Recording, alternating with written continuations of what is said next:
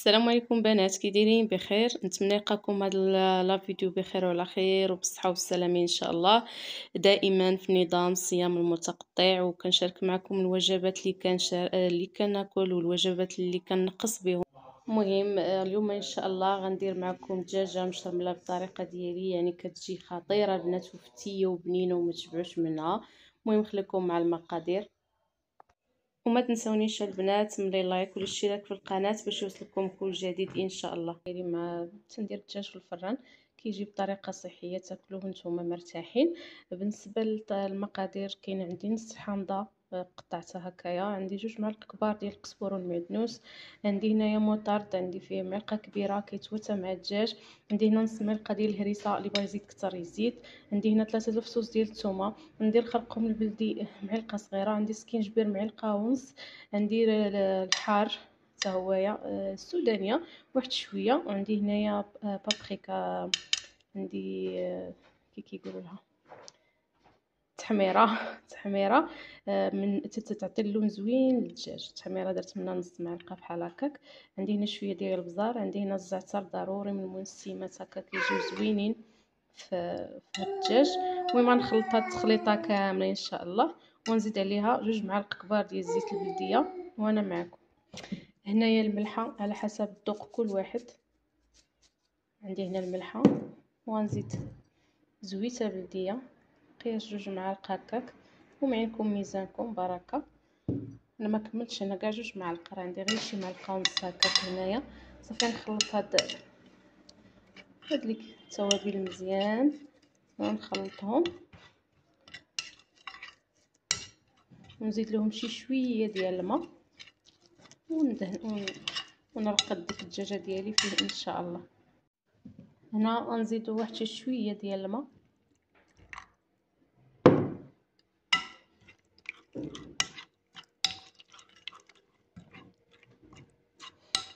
عطي الريحه ديال الشرموله مع المطارد والهريسه والحامض والقزبر والمعدنوس كيعطيو واحد لوغو زوين للدجاج. المهم انا غادي نستمر بالتحريك تنخلط هاد العناصر مزيان، ونجيب الدجاجه ديالي باش نتبلها بهاد التوابل ان شاء الله.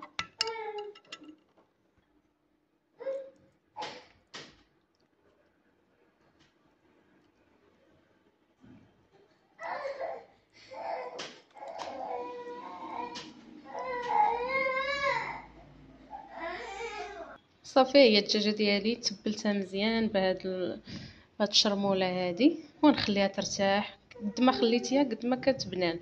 المهم نخليها انا بعدا غير واحد 2 سوايع على ما توصل لي الوقت هكا باش نديرها طيب ان شاء الله. وغندير فيها البرميسيل ديال الرز، غندير القياس هاد الدجاجه ياكلوها 2 الناس. المهم غندير فيها البرميسيل والزويتنات، وانتم ان شاء الله معايا حتى ندخلها على الفران.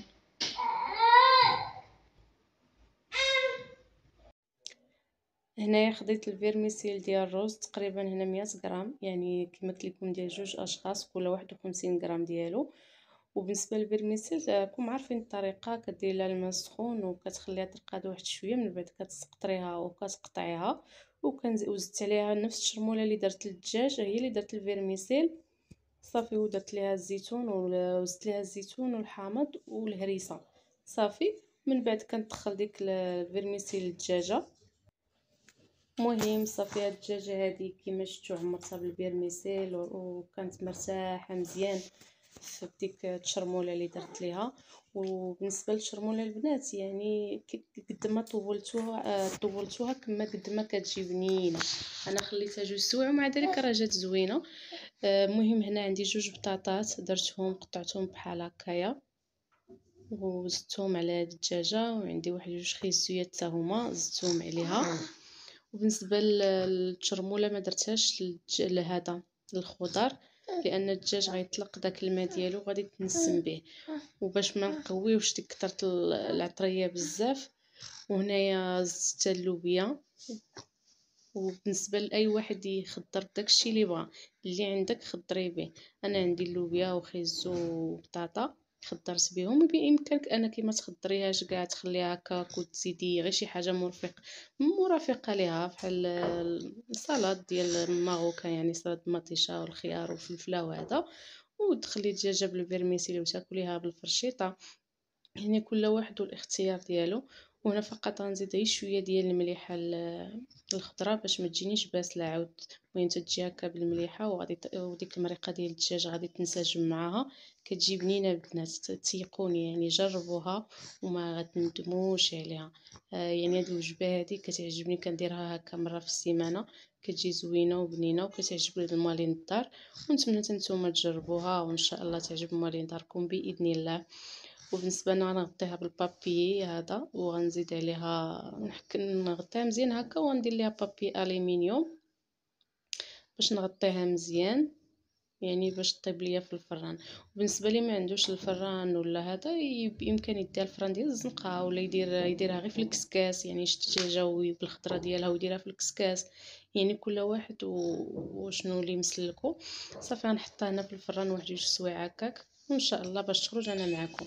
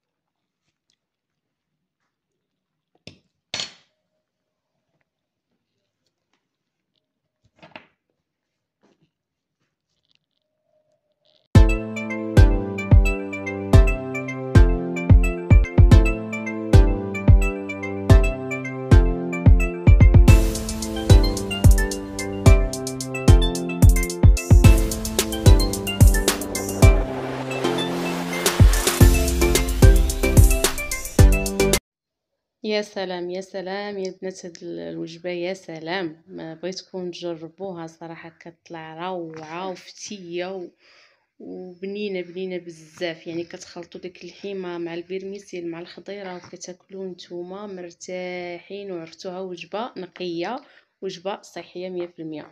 المهم البنات نتمنى تعجبكم هاد الوصفه هذه، وما تنساونيش من لايك والاشتراك في القناه الى وصفه قادمه ان شاء الله. الى اللقاء.